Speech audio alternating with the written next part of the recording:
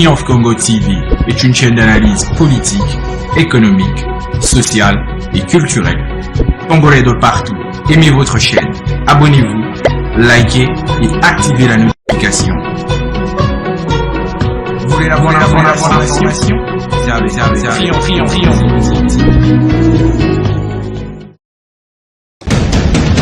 La République démocratique du Congo, c'est le plus grand pays d'Afrique centrale. Un territoire équivalent à plus de 4 fois celui de la France métropolitaine. Bonjour à toutes et à tous, aimables téléspectateurs de Triomphe Congo Télévision, votre média en ligne. Très heureux pour nous aujourd'hui pour vous présenter cette émission que vous avez l'habitude de suivre tous les jours.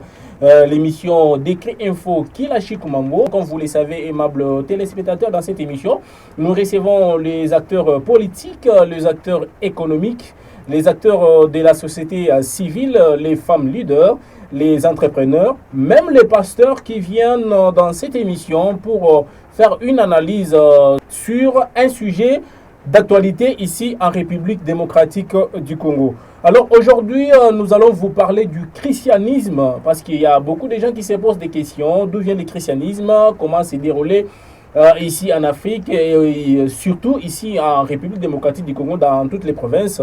Alors nous allons vous parler de cela ici dans cette émission avec un homme de Dieu que votre rédaction aille à voir depuis la province du Kassai central, principalement dans la ville de Kananga.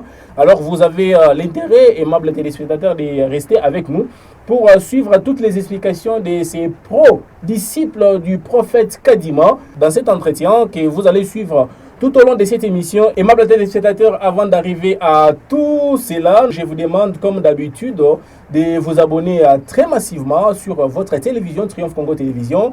Abonnez-vous parce que nous sommes sur tous les réseaux sociaux, nous sommes sur toutes les plateformes. Nous sommes sur YouTube, vous allez nous trouver. Nous sommes sur Instagram, sur TikTok, sur la page Facebook, vous allez nous trouver. Même sur Twitter, que vous allez nous trouver sur l'adresse @Congo Triomphe, vous allez nous trouver là-bas. Et aussi dans plusieurs groupes WhatsApp. Likez nos vidéos, partagez nos vidéos à plus grande échelle et laissez les messages qui pourront nous aider à modifier notre façon de travailler justement pour bien vous servir et vous apporter surtout la lumière sur un sujet d'actualité ici en République démocratique du Congo. Comme vous le savez, aimables téléspectateurs, plusieurs pays africains sont confrontés à un sérieux problème de développement et surtout au problème de la mondialisation. Aimables téléspectateurs, à ce jour, les voix s'élèvent un peu partout pour décrier les différentes religions occidentales qui, dans leur application, sont à la base des sous-développements de l'Afrique. Ici, nous parlerons du christianisme qui est exposé face à la vision du prophète de l'église évangélique des sacrificateurs par son envoyé Kadima. Nous sommes là dans la province du Kassai central, plus précisément dans la ville de Kananga, où votre rédaction a pu joindre Monsieur Kabeya Chipuidishi Mwakwidi. C'est avec lui que nous allons aborder cette question de la spiritualité et l'esclavagisme de la religion occidentale. Il vient ici nous expliquer toutes les matières sur cette religion. Alors, aimables téléspectateurs, je vous prie de suivre cet entretien que votre rédaction a pu réaliser avec Monsieur Kabeya Chipuidishi Mwakwidi depuis la ville de Kananga. Et nous allons nous retrouver tout juste derrière. Monsieur Kabeya Chipuidishi, bonjour. Bonjour, monsieur le journaliste. Dites-nous, vous êtes qui principalement dans cette conception du prophète Kadima? Vous occupez quel poste? Et puis, vous êtes qui dans cette configuration? Merci beaucoup, monsieur le journaliste. Je salue d'abord tous les auditeurs de Radio-Télé Triomphe Congo Média qui nous écoutent. Moi, on m'appelle Kabeya Chipuidishi. Je suis théologien de formation. J'ai connu le prophète Kadima aux études en théologie comme collègue de classe. J'ai évolué avec lui toute sa vie. J'ai terminé comme son directeur de cabinet juste les derniers jours de son vivant. Après cela, même pendant cela, j'étais le représentant provincial de l'église des sacrificateurs à Kinshasa. À commencé à Kinshasa, Congo central, Brazzaville. J'ai évolué comme chef de département de développement. Finalement, après le prophète, j'ai fait le représentant légal de l'Église évangélique sanctificateur avant d'être le représentant de l'Église au Kivu, Rwanda et Burundi. Voilà, c'est toute une longue histoire, mais dites-nous, quelle est la vision exacte de sacrificateur? Le sacrificateur, Mwakwidi comme moi je l'appelle, est une vocation sur appel de Dieu à un prophète comme Sanilai qui a eu la révélation de Dieu en novembre 1963. Et c'est sur base de cette révélation que l'église des sacrificateurs, qu'on appelle aujourd'hui église évangélique des sacrificateurs, est fondée. Il a eu à s'exprimer devant la nation congolaise plusieurs fois pour présenter son message. Il a amené la parousie, c'est-à-dire tout ce qu'on attend par les chrétiens, il est l'accomplissement de la promesse des chrétiens, c'est-à-dire le Christ que vous attendez là, incarné en Kayima, le Mwakwidi. La mission se définit par le mot Mwakwidi. Mwakwidi en français, ça ne s'exprime pas comme toute traduction est une trahison. Mwakwidi c'est plus profond que sacrificateur. Alors il a travaillé, il a fait sa mission pendant 35 ans au Congo. Il a transformé les gens et il a fait beaucoup de prédictions sur la nation et sur la planète. Toutes ces prédictions qui ont été faites peuvent être entendues d'une manière ou d'une autre. Voilà en résumé. Maintenant, dites-nous, vous les sacrificateurs, quelle vision avez-vous du monde actuel? Le monde doit revenir à la paix parce que le message que Dieu lui a donné, c'est d'instaurer le royaume de Dieu sur la terre. Donc le royaume de Dieu, c'est la paix où tout le monde respecte la volonté de Dieu. Et s'il y a la connaissance de Dieu, tout ce que nous sommes en train de connaître aujourd'hui avec les contemporains, ne peut pas continuer.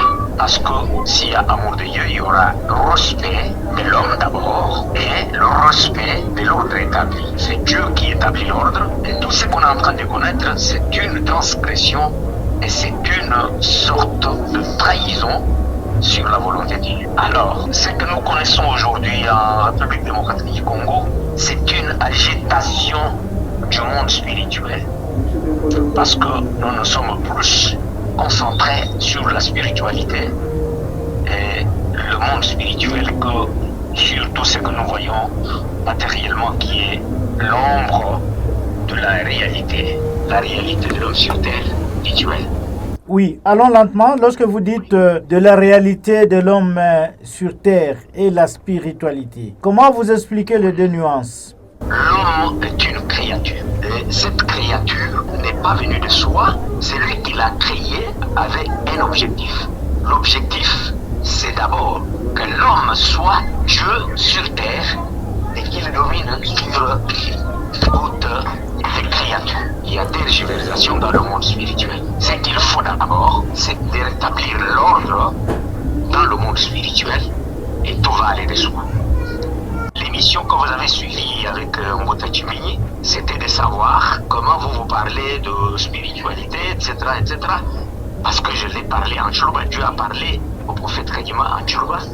Et quand il a parlé de l'esprit,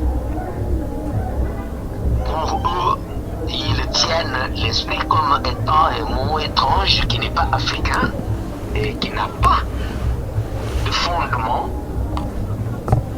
dans la vie de l'homme noir. D'abord, l'homme noir reconnaît Dieu et sait bien gérer sa vie face au monde spirituel que toutes les religions qui nous ont été amenées. Nous ne pouvons pas bien évoluer dans notre pays ou en Afrique si nous continuons toujours à fonder notre être sur le monde spirituel étrange. Qu'est-ce que vous voulez dire par là? Aujourd'hui, c'est les religions importées qui sont le fondement de notre foi. Pour mieux se développer, il faut aller d'abord avec sa propre religion. Par exemple, les Chinois, les Indiens, les Coréens, consorts qui se développent aujourd'hui, les Russes, ne sont pas dans le christianisme pour évoluer.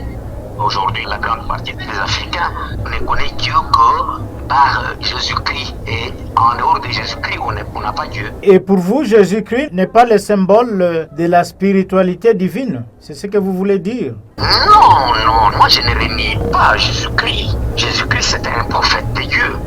Jésus-Christ c'était un envoyé de Dieu. Et sur lui, il y a le peuple à qui Dieu avait adressé le message à travers Jésus-Christ que Jésus a établi l'ordre dans le monde spirituel. Mais ce n'est pas tout. Dieu ne s'est pas tu. C'est pour cela que j'ai dit à l'émission avec Ngota Chimini que nous sommes pris en otage par la Bible. Parce que si vous dites aujourd'hui à n'importe qui, Dieu parlait avec Dieu, il vous dit non, montre-moi le verset dans la Bible. C'est écrit où vous avez parlé avec Dieu, montrez-moi dans la Bible. Mais moi je vous dis, je parle avec Dieu. Vous me dites, donnez-moi le verset de Jean, d'Ésaïe ou d'Ézéchiel. Ce n'est pas ce que moi je vous dis. Moi je vous dis, je parle avec Dieu. Dieu m'a dit de faire ça.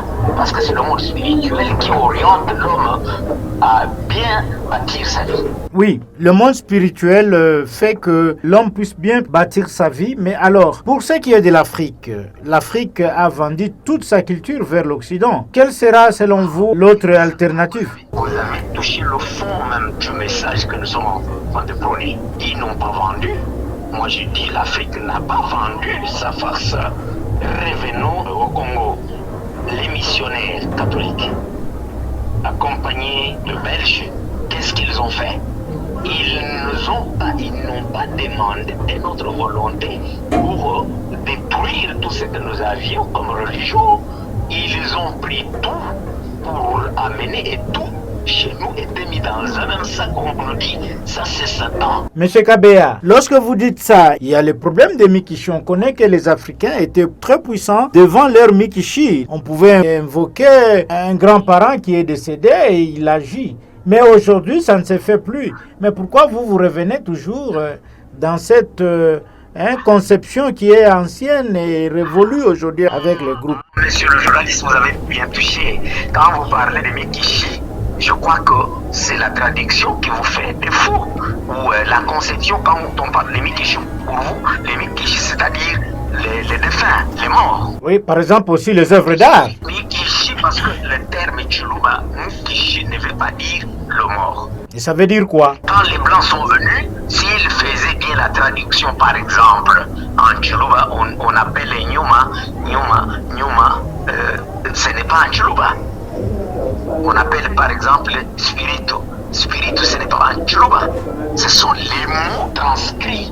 La transcription du mot pneuma, comme la transcription du mot Spiritu, n'est pas nécessairement, fondamentalement, le vrai sens de ce que nous on appelle esprit. Parce que mot pneuma ou nyuma, comme on l'appelle en Tchoulouba, vous êtes venu en Tchoulouba, permettez-moi de vous le dire. Nyuma, c'est une transcription de mot grec qui dit pneuma. Pneumatos, c'est-à-dire pneuma. C'est-à-dire c'est lui qui est comme le vent. Tout corps existant, mais invisible, on l'appelle Mukishi. Pour mieux comprendre Dieu c'est Mukishi. Dieu est esprit. Donc tout ce qui est esprit s'appelle Mukishi. Donc Mukishi, ça se classe dans plusieurs contextes. Donc en disant Mukishi, on ne dit pas le défunt. En disant Mukishi, on ne dit pas le mort. Non, Mukishi, c'est-à-dire le monde spirituel. Oui, alors Monsieur Kabea Chipudishi, qu'est-ce que l'opinion congolaise peut retenir au jour d'aujourd'hui sur les Mwakwidi, qui veut dire sacrificateur? Qu'est-ce que le Congolais peut retenir de votre sortie médiatique aujourd'hui? Ce que le Congolais doit retenir est que nous devons d'abord nous mettre au travail pour bien préparer le fondement de notre foi face à la religion qui est la nôtre. Quand Dieu parle aux prophètes africains, il utilise les termes appropriés. Je donne un titre d'exemple. Le peuple africain attendait que ses aïeux, ses ancêtres, interviennent dans sa vie. Ce n'est pas exclu et ce n'est pas une invention. C'est ça la réalité. Parce que même les Blancs qui nous ont apporté les religions importées, ils nous ont fait allusion aux aïeux, à leurs ancêtres. Qui du christianisme, lui, il ne fait pas allusion à Abraham, Jacob, Isaac, Moïse, Dieu de Moïse, Dieu d'Isaac. Mais c'est-à-dire nous invoquons les esprits qui ne sont pas nos esprits. Dites-nous, ces esprits ne peuvent pas nous écouter en tant qu'Africains? Je m'appelle Joseph. Comme je m'appelle Joseph, mais je suis colonisé par les Français. Le nom français que je porte, c'est un esprit. Il faut revenir d'abord. Vous savez que nous avions déjà évolué avec Mobutu en revenant sur les noms de nos ancêtres. Tous les noms étrangers que nous portons aujourd'hui, ce sont les esprits que nous portons en nous. Faites l'expérience un peu avec votre enfant. Vous avez combien d'enfants à la maison? Si vous prenez un enfant de 4 ans, vous lui avez donné un tel nom. Changez-lui le nom. Observez pendant une année, vous trouvez que le comportement de cet enfant-là change avec le changement de nom. Le nom, c'est un esprit. Oui, le nom c'est un esprit, Monsieur Kabea. Mais est-ce que pensez-vous réellement que si on est tourné vers la culture occidentale, c'est-à-dire tout ce que nous aurons à demander au Mukishi spirituel, c'est-à-dire à Dieu, ne seront pas exaucés, c'est ça? Dans un contexte bien déterminé. Qu'est-ce que vous voulez dire par contexte bien déterminé? Ce que je vais dire, je vous donne un petit exemple. Vous êtes là, Kagame vous fait la guerre, vous le combattez, lui vous combat. Vous avez avec vous, vous prenez les Tutsis, vous mettez dans votre contingent pour faire la guerre à Kagame. Vous avez des preuves aujourd'hui que c'est ce qui vous a trahi. Aujourd'hui, nous combattons l'Occident. Ce n'est pas matériel, ce n'est pas physique. L'Occident est en train de nous piller. L'Occident nous a pris en otage. Nous ne pouvons pas nous libérer de l'Occident pendant que nous évoluons avec les esprits occidentaux. Oui. Alors là, j'ai compris votre message. Peut-être que vous avez autre chose qu'on n'a pas touché dans cet entretien, que vous voulez spécialement adresser aux Congolais dans cet entretien que nous sommes en train de réaliser avec vous. Les Congolais ont le devoir de mettre sur pied une recherche scientifique sur les religions africaines et notre développement. Parce que tout ce qui se développe aujourd'hui, le monde spirituel leur communique les messages. Et c'est sur le fond spirituel qu'ils inventent et qu'ils se développent. Les esprits de nos ancêtres sont capables de nous aider à inventer, évoluer, etc. Nous devons revoir, pour ne pas, peut-être, je peux paraphraser le maréchal Mobutu en disant que nous devons faire recours à l'authenticité. Bref, nous avons les prophètes congolais. On les réunisse. Et qu'à partir de fond des messages des prophètes congolais, nous allons établir une nouvelle religion. Une religion qui est la nôtre, qui peut nous aider à bien nous développer. Voilà, aimables téléspectateurs, vous venez bien de suivre là, c'était Mwakwidi Kabea Chibouidichi, qui est vraiment un sacrificateur, proche disciple du prophète Kadima, de l'église évangélique des sacrificateurs. Monsieur Kabea Chibouidichi Mwakwidi, Triomphe Congo Télévision, vous dit merci d'avoir accepté d'être notre invité du jour. Merci beaucoup, Triomphe Congo Télévision, c'est moi qui vous remercie. De retour sur ce plateau des Triomphe Congo Télévision, aimables téléspectateurs, vous avez suivi toutes les explications du disciple du prophète Kadima, Monsieur Kabea Chibouidichi Mwakwidi. Il a donné plus de lumière par rapport à ce que les autres ne connaissent pas concernant le christianisme ici en Afrique, ici en République démocratique du Congo. Il y a eu beaucoup de matières à rencontrer par rapport à cette religion que beaucoup adorent aujourd'hui, on appelle des chrétiens, pour bien expliquer cela. Alors, nous vous remercions, aimables téléspectateurs, de nous avoir suivis, de nous avoir accompagnés tout au long de cette émission. Je suis très content de vous retrouver encore aujourd'hui et je vous espère vraiment, aimables téléspectateurs, de nous accompagner, de vous abonner encore très massivement sur Triomphe Congo Télévision. Abonnez-vous massivement sur toutes les plateformes. Je vous retrouve très prochainement. Ça sera avec un autre sujet d'actualité, toujours ici en République démocratique du Congo. À très bientôt. Triomphe Congo TV est une chaîne d'analyse politique, économique, sociale et culturelle. Congolais de partout, aimez votre chaîne, abonnez-vous, likez et activez la notification.